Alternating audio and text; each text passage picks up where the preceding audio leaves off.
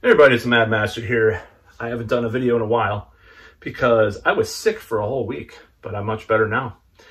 So anyways, this video is about a very controversial person that I've talked about before. And I will be giving my current opinion of the man, the phenomenon, the very hated person right now. And that is Marilyn Manson. So what's happened is that here in Madison, Kentucky? Somewhere. I'm doxing myself. I don't really care. But anyways, I live in Madison, Wisconsin. So there is a upcoming Marilyn Manson show, August 11th at this place called the Sylvie. And I was like, well, it might be an interesting show. So I was checking it out. I don't know. See, I'll just give my opinion about Marilyn Manson. I'm probably just a couple of years too old for... I hate this whole idea that you have to be a certain age to like a band, or if you're not this certain age, because I like plenty of stuff that came out way later or way different or way more of a progression of a certain style of music. But there were certain kinds of bands that are kind of more generational that kind of fit that, like Marilyn Manson or Korn. It's like, if I would have been a little bit younger, maybe I would have understood it a little bit more. I got into metal and rock in 1989. So what was big at that time was Metallica, stuff like that. And then I got into, conversely though, not conversely, but also tangentially, I got into Skinny Puppy or even Nine Inch Nails, Sisters of Mercy, And as far as like stuff like that, I heard a lot of that kind of industrial rock kind of stuff, the early to mid 90s, KMFDM or whatever.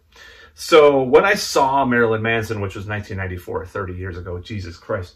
When I saw Marilyn Manson 30 years ago and opened for Nine Inch Nails with Jim Rose Circus, I was like, it's kind of like what I feel now about like a lot of bands that are really hyped, but are like kind of the mainstream version of the genre, like Dragon Force or, Cradle of Filth. It's like, okay, let's just say this straight out. Cradle of Filth, I used to think were posers trying to be like Emperor or even Dimmu Borgir, even though they're considered that. So it's like Marilyn Manson's like that part of that contingent that's like the most commercial part of the subgenre of the countercultural thing. And I sort of saw that even when I was a kid seeing Marilyn Manson open up. And I'm not going to say, no, I'm not, I don't think, okay, by the way, I do not think that Cradle of Filth are posers. I kind of like them now. I love Arcturus, Emperor, whoever, Enslaved way better than any Cradle of Filth album.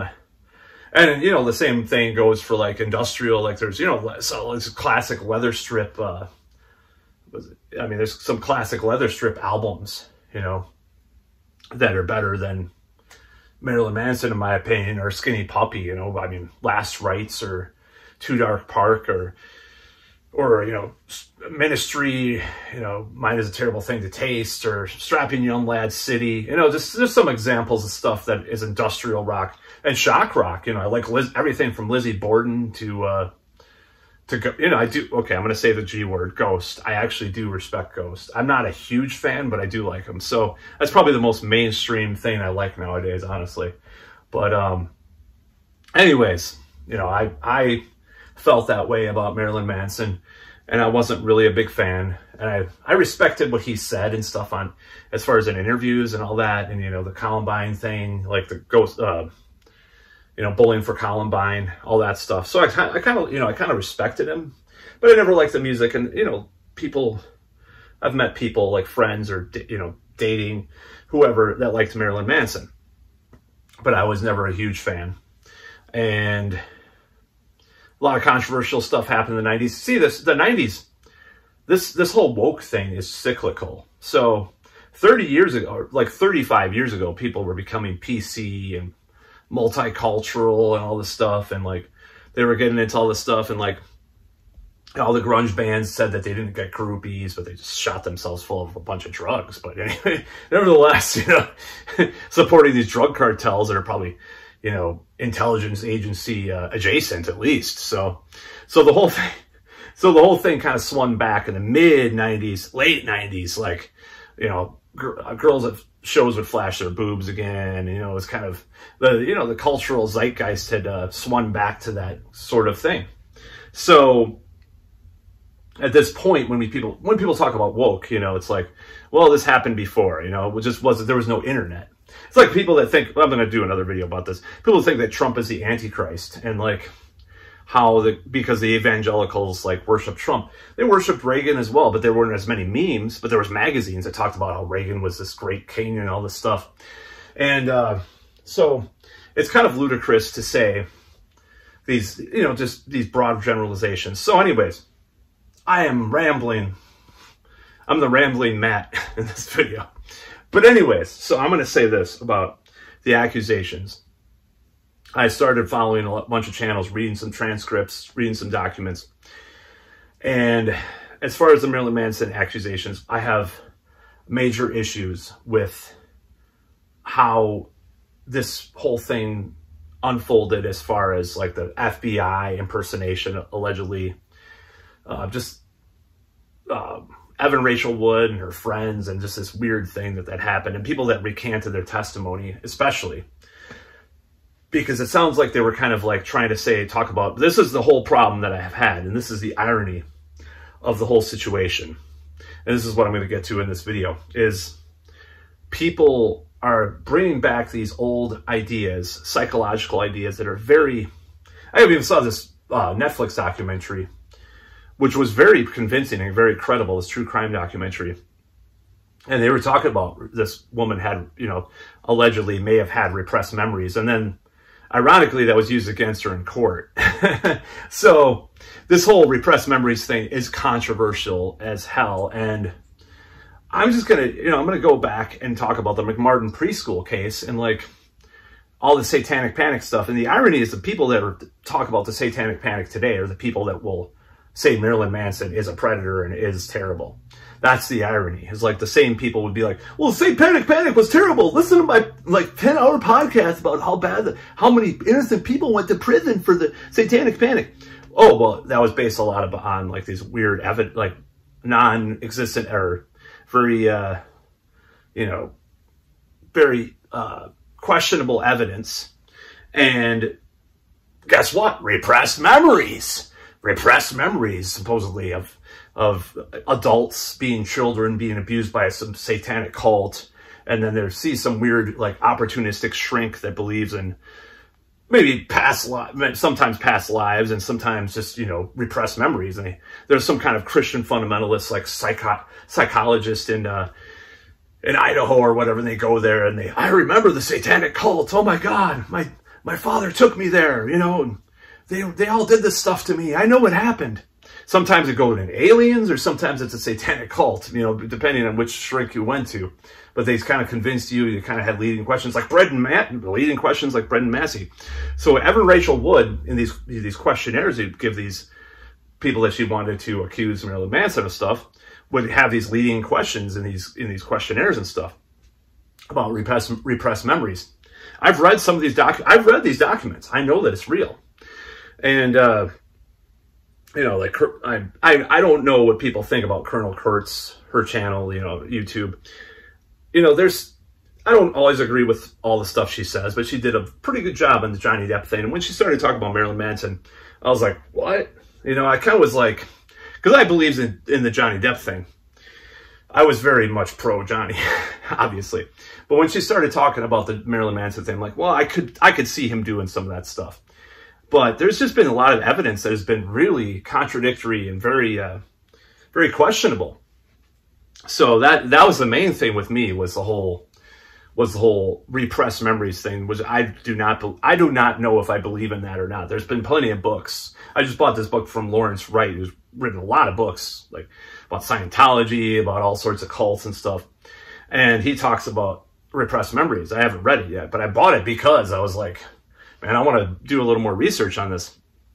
So what happens is, in this town, which is ultra liberal, almost to the point of being, I mean, unfortunately, sometimes it's more in the neoliberal direction, because, you know, if you don't vote for Biden, you vote for Jill Stein or libertarian or whoever, you're just, you know, just as bad as the Trump, you know, the Trumpster.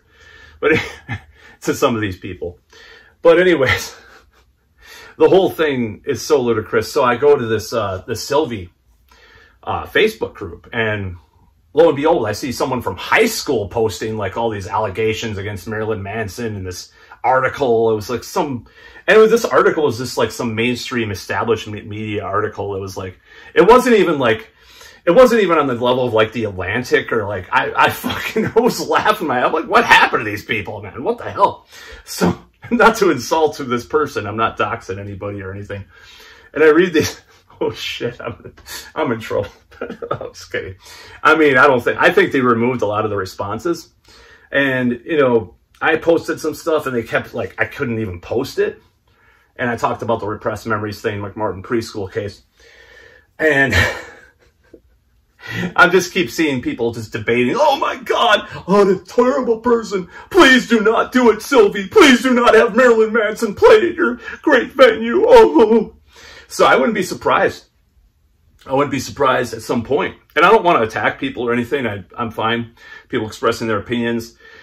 I can question their opinions because of this whole thing. If someone has really good evidence about Marilyn Manson doing this stuff, I'm all ears. I will change my mind, because I changed my mind once before.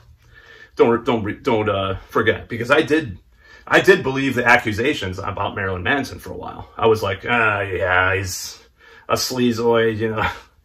But once I started watching these videos and reading these actually reading some of the documents that were provided by the law, you know, it's kind of like if you read. I hate to mention this again, but I'll probably be doing more videos because people seem to like these videos. The Chris Watts thing, like, you read the documents, you're like, if you actually read the discovery, you can back up like what you say about it. At least there's a little bit of something there. I'm going to do more about this later, by the way. You know, about your arguments about this or that. Oh, this says this in discovery. It's the same thing with the Evan Rachel Wood versus Marilyn Manson thing. It's like, okay, this thing happened. You actually read the reports, and it is real what they're saying. These people, Colonel Kurtz and other people. So, anyways, this whole thing is just such a clusterfuck. And I'm just like, all right, so what could they do in Madison? I already saw that they changed the venue of the show, and I didn't see where they changed it. It just was like Sylvie changed venue of Marilyn Manson. I don't even know what that meant. So, unfortunately, being the very politically correct town that we are, I could see them honestly canceling Marilyn Manson's show. I could see it. Now, of course, these huge corporate Live Nation entities want to make their money, and maybe the controversy, maybe they're hoping that enough people were like, oh, Marilyn Manson, oh my God, that the controversy will feed the ticket sales, and that'll just kind of transcend all that stuff. But I would not be surprised in this town. I mean, for Christ's sake, okay, I don't know. I'm going to do more videos about this too, because I've had a kind of a change of heart about this a little bit, not about what I'm about to say, but I'm just saying about the general subject. This town was masking far longer than any county in the state, and probably in the Midwest. It's good to call the Berkeley of the Midwest. They canceled Milo and Berkeley, speaking in Berkeley. They'll probably try to cancel Marilyn Manson from playing. I wouldn't be surprised. And it's just like, what do I think about that? Well, I just think people are so misinformed, and they just will not listen to other people. I will listen to, like I said, I will listen to the evidence. If people want to give me evidence that he is a predator and all this stuff, which they have proven with other people, R. Kelly or Epstein, Weinstein, they've proven, I may attack the Me Too thing for being such a witch hunt sometimes. Like, oh my God, some fucking actor pinches a butt at a party when he's drunk back in 1976, and all of a sudden, like, he has to pay $1 million to some. I don't know, that's an exaggeration, but I'm just saying, that's just kind of funny. It's just an exaggeration, but it's kind of a joke. Or, someone was accused of grooming a 25-year-old. Like, what? It doesn't make any sense, you know what I mean? So, yeah, I wouldn't be surprised if they canceled Marilyn Manson. And it's just a bunch of bullshit, And I'm not a big man. Like I said, I'm not a big Marilyn Manson fan. Antichrist Superstar is okay. It's just not, it just doesn't come together like Downward Spiral or, even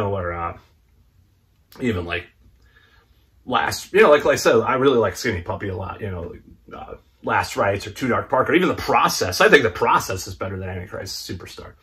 You know, like, I'm not a huge industrial fan, but I know, know a little bit here and there. You know, some of these are Tear Garden albums, that are better. Legendary Pink Dots, or something like that. There's a lot of good stuff out there. Coil, I liked Love Secret Domain, probably better than any Marilyn Manson album. I'm just not as into it.